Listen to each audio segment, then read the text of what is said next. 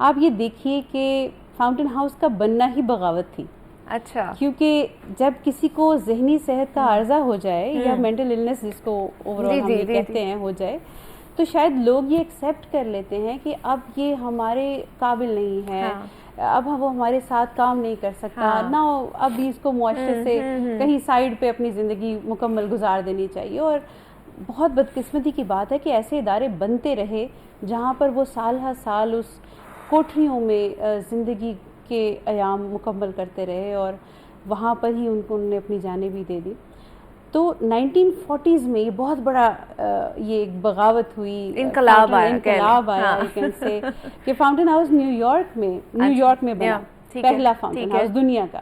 اور وہاں پر جان H beard ایک سوشل ورکر تھے اور وہاں ممبرس نے کہا کہ ہم پروو کریں گے دنیا کو کہ ہم بہت بہترین لوگ ہیں, ہم کچھ کر سکتے ہیں, ہم رسپیکٹ وردی ہیں. اور انہوں نے یہ پروو کیا.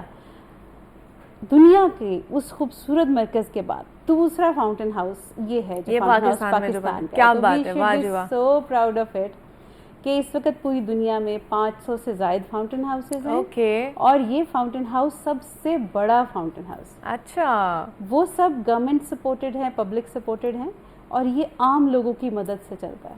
یعنی ہاؤس وائفز ہمیں سپورٹ کر رہی ہوتی ہیں, اسٹوڈنٹس ہمیں سپورٹ کر رہے ہوتے ہیں. آپ حیران ہوں گی کہ 20,000 سے زیادہ والنٹیئرز آتے ہیں ایک سال میں ہمارے ساتھ کام کرنے کے لیے. تو یہ تو ایک بڑی خوبصورت سا جس کو آپ کہتے ہیں معاشرے کا گلدستہ ہے, اور ہم نے ایک بغاوت کی ہوئی ہے کہ ہم کسی قابل ہیں. تو ہم basically psycho socio economic rehabilitation پہ کام کریں اب.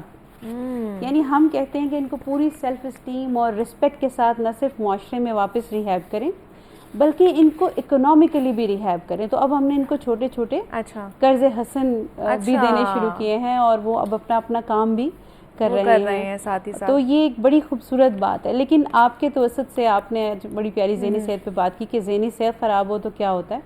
تو آپ نے جیسے فرمایا, میں 22 سال سے اس میں کام کر رہی ہوں.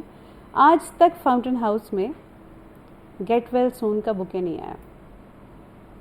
کیوں؟ ایسا کیوں کہ جب کسی کو دل کا عارضہ ہو جائے تو لوگ مشورے دیتے ہیں, پھول لے کے آتے ہیں, عیادت کرنے آتے ہیں. لیکن اگر کسی کو ذہنی بیماری ہو جائے تو یہ سمجھا جاتا ہے شاید یہ اب ٹھیک نہیں ہو سکتا. تو میں ریکویسٹ کروں گی کہ جن لوگوں کے پیارے ہمارے پاس داخل ہیں ضرور عید پہ انہیں ملنے آئیں. یہ بہت بڑا پلیٹ فارم ہے. آپ کے توسط سے, آپ کے چینل سے میں ضرور بات کروں گی. جو بھی لوگ داخل ہیں ایک فون کال کر لیں, اگر وہ بہت دور ہیں ایک فون کال کر لیں, آ سکتے ہیں تو ملنے آئیں. ہم تو ان کے لیے بہت کچھ کرتے ہی ہیں. خود چھوڑ کے جاتے ہیں لوگ فاؤنٹین ہاؤس میں ایکچولی علاج کی غرض سے آتے ہیں میڈم. تو بس علاج کی جب ٹھیک ہو جائے, دیکھیں اس کی علاج میں ایک ٹرائی اینگل ہے جس کو انٹیکٹ ہونا بہت ضروری ہے. کس طرح کی سروسز پرووائڈ کی جا رہی ہیں؟ میں وہی بتانا چاہ رہی ہوں, جو مینٹل پرابلمس کا شکار ہوتے ہیں لوگ. جی بالکل. دیکھیں اگر کسی کو ذہنی صحت کا مسئلہ ہو گیا ہے, جو چھوٹا بھی ہو سکتا ہے بڑا بھی ہو سکتا ہے, ضروری نہیں ہے کہ اس کو دوا سے ہی ٹھیک ہونا ہے. وہ علاج سے باتوں سے بھی ٹھیک ہو سکتا ہے, کاؤنسلنگ سے بھی ٹھیک ہو سکتا ہے. تو ہماری جو او پی ڈی ہے اس میں ہم پچھلے سال ہم نے 2 لاکھ مریضوں کا الحمدللہ فری علاج کیا ہے اور دوائیں بھی دی ہیں.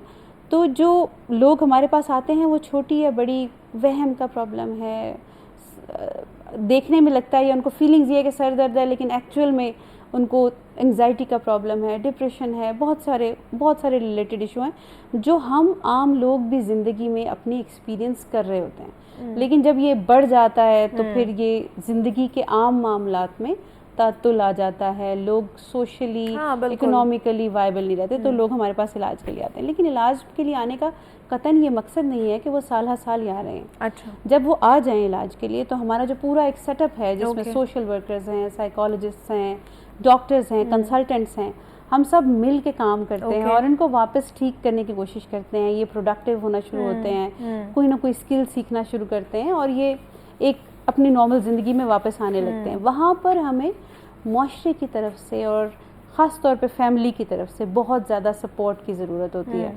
کیونکہ اگر فیملی سپورٹیو ہو تو 100% چانسز ہیں کہ they can lead a good life in their homes. ٹھیک ہے. اور اگر فیملی یا معاشرہ جیسا سپورٹ نہیں کر رہا ہوتا, جو کہ unfortunately most of the cases میں نہیں کر رہا ہوتا, تو پھر وہ تمام عمر یہ سوچنے میں گزار دیتے ہیں کہ میرے میں ایسی کیا خرابی تھی, مجھ میں ایسی کیا کمی تھی کہ جس کی وجہ سے مجھے یہاں پہ کوئی ملنے ہی نہیں آتا, آپ کے توسط سے میں ضرور یہ بات بتاؤں گی کہ پچھلی عید پہ ہمارے پاس جو لاہور کا ہمارا کیمپس ہے، ہمارے 3 کیمپس ہیں، ایک لاہور میں، ایک فاروق آباد میں ہے، ایک سرگودا میں ہے، اور اس طرح یہ بڑھتے جا رہے ہیں. دو کہ یہ کمپیشن کی فرینچائز ہے اور یہ کمپیشن کی فرینچائز آگے جا رہی ہے. لیکن ہمارے لاہور کے کیمپس میں اس دور میں کوئی 410 کے قریب، 14 کے قریب ممبرس تھے اس دن، مجھے آج بھی یاد ہے. اور ان میں سے صرف 14 کی فیملیز ان کو ملنے آئیں عید پہ. جن کو ملنے آئیں ان کا تو چلو ڈھارس بن گئی ہوگی، لیکن ان کو دیکھ کے جو باقی بیٹھے تھے اور وہ سوچ رہے تھے کہ مجھے ملنے کیوں نہیں آئے، ان کے لیے کیا جواب ہے. میرے پاس اس ماں کے تسلی دینے کے علاوہ اور کچھ نہیں ہوتا. جب وہ ماں مجھے پوچھتی ہے کہ میرا بیٹا آج مجھے ملنے آئے گا، تو میں کہتی ہوں آئے گا، لیکن وہ نہیں آتا.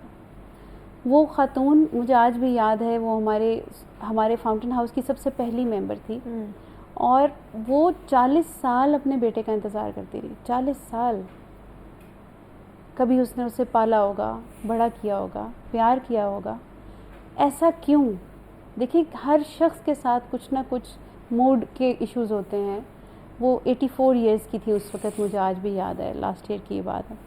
تو میں یہ سوچتی تھی کہ یہ گھر میں آرام سے رہ سکتی ہیں. ہمارا بھی کئی بار دل نہیں کچھ کرنے کے لیے چاہ رہا ہوتا، ہمیں بھی کبھی ڈپریشن فیل ہوتا ہے، ہمیں بھی کبھی دل چاہتا ہے کہ ہم کسی سے بات نہ کریں. تو کیا اس کا مطلب یہ ہے کہ ہمیں اس حق سے دور کر دیا جائے؟ تو یہ ایک بڑی تکلیف دہ بات ہے جو میں سمجھتی ہوں کہ اس پہ ضرور بات کرنی چاہیے. اور آپ نے جو آج انیشیٹو لیا اس پر بات کرنے کا، میں سمجھتی ہوں I congratulate you and your whole team for that. Thank you so much. مجھے یہ بتائیں کہ فاؤنٹین ہاؤس خاص طور پر کس طرح کی ریہیبلیٹیشن پروگرامس جو ہے اس نے شروع کیے ہوئے ہیں، اس میں کیا کیا چیزیں آ جاتی ہیں؟ جی بالکل، الحمدللہ. میں سب سے پہلے تو بہت شکر گزار ہوں اللہ تعالیٰ کی کہ جس نے ہمیں اتنے اچھے لیڈرز دیے. پروفیسر ڈاکٹر رشید چودھری جنہوں نے اسے شروع کیا، ہارون رشید چودھری میرے استاد محترم، اور اب ڈاکٹر امجد ثاقب. تو یہ سب وہ لوگ ہیں جو اتنے سیلف لیس ہیں، جو ہمیں کہتے ہیں کہ ان کا چادر، ان کا تکیہ ویسا ہونا چاہیے جیسا میرے گھر سے بھی بہتر ہو، اور کھانا مجھ سے بہت اچھا. تو ہمارے اسٹینڈرڈ اگر آپ لیونگ کے دیکھیں، کمپیشن کے دیکھیں، تو وہ بھی بہت زبردست ہیں. لیکن جو علاج ہم کر رہے ہیں، میں اس حوالے سے ضرور بتاؤں گی کہ سائیکو سوشل ریہیبلیٹیشن کے جو ماڈل ہمارا ہے، یہ پوری دنیا کے بہترین ماڈلز میں سے ایک ہے. یہ میں نہیں کہہ رہی، بلکہ ہمارے ساتھ جو WPA کے ورلڈ سائیکیاٹرک ایسوسی ایشن کے پریزیڈنٹس، فارمر پریزیڈنٹ، ابھی کے پریزیڈنٹ، جب وہ آئے اور انہوں نے دیکھا، انہوں نے کہا کہ یہ تو ہمارے لیے حیران کن ہے کہ ایک انڈر ڈیولپڈ کنٹری، ایک ڈیولپنگ کنٹری کے اندر اتنا بڑا سائیکو سوشل ریہیبلیٹیشن پر کام ہو رہا ہے. تو ہم انہیں شروع کرتے ہیں، انرول کرتے ہیں، اور اس دن سے ہم ان کے اوپر سائیکولوجیکلی سائیکالوجسٹ ہمارے ہیں جو کام کر رہے ہیں، سوشل ورکرز کام کر رہے ہیں، الائڈ تھراپسٹ کام کر رہے ہیں. اچھا، ہر ایک کا ایک اپنا پرسنل اٹینڈنٹ ہے، آیا باجی ہے. اچھا، اسپورٹس تھراپسٹ ہیں، آرٹ تھراپسٹ ہیں، music therapist. There are multiple therapies جن سے یہ سارے دن میں گزرتے ہیں. We keep them busy, we keep them active, ان کو کام کرواتے ہیں. اور سب سے بڑی بات، ہم انہیں عزت دیتے ہیں، ان کو پیار دیتے ہیں. رسپیکٹ ایک ایسی پیٹنٹ دوا ہے جو بہت مسنگ ہے اس وقت ہمارے معاشرے میں. تو عزت دیتے ہیں ہم انہیں ان کی سیلف اسٹیم پہ کام کرتے ہیں، ان کو اس گلٹ سے، اس تکلیف سے، اس سے باہر نکالنے کی کوشش کرتے ہیں. تو یہ جو ہمارا پورا سیٹ اپ ہے، ہم پہلے ہیں پاکستان میں جو کہ پیپر لیس ہیں، اور ہمارا اپنا پورا ڈیولپڈ سافٹ ویئر ہے جو اس پہ کام کر رہے ہیں. ہمارے جو اسٹینڈرڈز ہیں وہ ہم نے پوری دنیا سے لرن کیے ہیں، اور ان کو اپنا لوکل پلیٹ فارم پہ اڈاپٹ کیا ہے اور پریکٹس کر رہے ہیں. اور ہمارے بڑے تو یہ کہتے ہیں کہ کسی کو بھی سائیکو سوشل ریہیبلیٹیشن ماڈل بنانا ہے تو وہ آئے، ہم ان سے پورا سسٹم دیتے ہیں، جسٹ گو اینڈ ڈیولپ. اور مسز عائشہ، جو بھی واک ان کر کے آتا ہے، کوئی بھی مریض ہو، پیشنٹ ہو، فری آف کاسٹ ہر چیز ہو رہی ہوتی ہے، ٹریٹمنٹ، دوائیاں، each and everything, counselling, دوا، فیملی کاؤنسلنگ، ہر چیز فری ہے. ہاں، لیکن جب وہ داخل ہو جائیں تو ہم ان کے جتنے پیسے ہم ان پر خرچ کر رہے ہوتے ہیں اس کا کچھ پورشن 10%، 8%، کوئی 12% دے رہا ہے، کوئی 15%، but not more than that. اس سے زیادہ نہیں. جیسے کہ ہمارے پاس اس وقت جتنے داخل مریض ہیں کوئی اگر دے رہا تو 500 دے رہا ہوگا, 700 مطلب وہ دے رہا جتنی ہوگا, استطاعت خود رکھ سکتے ہیں اس طرح سے وہ بھی اس میں سے وہ بہت ہی لٹل پورشن ہے, باقی زیادہ تر لوگ جو ہیں وہ پھر فری آف کاسٹ. اور مجھے پتہ چلا ہے کہ ٹرانسجینڈرز کے حوالے سے بھی آپ لوگ کام کر رہے ہیں. جی بالکل ایسا ہی ہے, یہ بھی ایک بڑا یونیک پروجیکٹ تھا. مجھے آج بھی یاد ہے 2011 میں کچھ خواجہ سرا آئے ڈاکٹر امجد ثاقب کے پاس, اور انہوں نے کہا کہ ہمیں قرض چاہیے. اچھا. تو جب قرض لینے کی وجہ پوچھی تو انہوں نے کہا کہ میں ان کچھ چائے کے برتن خریدوں گا اور پتی اور دودھ خریدوں گا, اور کبھی کبھی میرا دل کرے گا تو میں خود چائے پی کے بنا کے پیوں گا.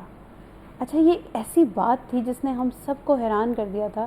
تو ڈاکٹر امجد, میں بھی اللہ کا شکر ہے اس ٹیم میں تھی, تو ہم نے پھر سروے کیا تو ہمیں پتہ چلا کہ جب یہ اپنی زندگی کے 40 برس تقریباً گزار لیتے ہیں تو اپنی جیسی زندگی میں انہوں نے ٹھوکریں کھائی ہوتی ہیں, جیسا انہوں نے زندگی گزاری ہوتی ہے, ان کو ہر النس ہے.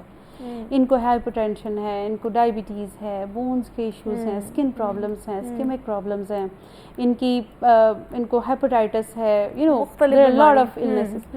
تو اس دور میں جب یہ اپنی نارمل ایکٹیویٹیز کر رہے تھے, اگر کچھ کسی بھی جو بھی معاملات ہیں ان کے, تو وہ نہیں کر پا رہے, تو وہ ان کی بہت میزریبل حالت ہوتی ہے. تو ہم نے اولڈ ایج خواجہ سراز کو اپنا بنانا شروع کیا. تو آج الحمدللہ ہم 2500 خواجہ سراز ہیں جو اس پروگرام میں اخوت فاؤنٹین ہاؤس مل کر دیکھ رہا ہے. تو یہ جو خواجہ سراز ہیں یہ پورا دن ہمارے ساتھ گزارتے ہیں. ہم ان کے ساتھ بیٹھ کے کھانا کھاتے ہیں, ہم ان کو پریونشن پہ کام کر رہے ہوتے ہیں, ان کا فری کیمپ کرتے ہیں, ان کو دوا دیتے ہیں, یہ ایک چھوٹا سا جیب خرچ دیتے ہیں. تو یہ کہتے ہیں کہ ایسا لگتا ہے جیسے مہینے بعد آپ اپنی ماں سے ملنے آتے ہیں اور ماں سے مل کے جو ہے وہ آپ ایک جیب خرچ لے کے چلے جاتے. تو محبت بانٹنے کا یہ سلسلہ ہے جو ماشاءاللہ پچھلے 14 سال سے الحمدللہ یہ چل رہا ہے الحمدللہ. اور خاص طور پر ڈرگ ابیوز لوگوں کے لیے بھی ہے فاؤنٹین ہاؤس جو کام کر رہا ہے. جی یہ بہت امپورٹنٹ بات ہے. میں چاہوں گی کہ اس پر ضرور آپ 1 منٹ مجھے دیجیے. دیکھیے, پاکستان کے اس وقت جو سب سے بڑے مسئلے ہیں ان میں سے ایک مسئلہ ڈرگ ابیوز ہے. ہم اس بات کو جانتے ہیں, being professionals, being mental health organization, میں اس بات کو جانتی ہوں کہ اگر کسی کو ونس مینٹل النس ہو جاتی ہے تو وہ ٹھیک ہو جاتا ہے, لیکن ونس کوئی اگر ڈرگ ایڈکٹ ہو جاتے ہیں, خدا نخواستہ ڈرگ ابیوز میں چلے جاتے ہیں, تو ہم یہ دیکھتے ہیں کہ وہ تمام عمر اس تکلیف سے بار بار گزرتے رہتے ہیں. بالکل. اور نہ صرف وہ بلکہ ان کی پوری فیملیز بھی اس کے اندر سفر کر رہے ہوتے ہیں.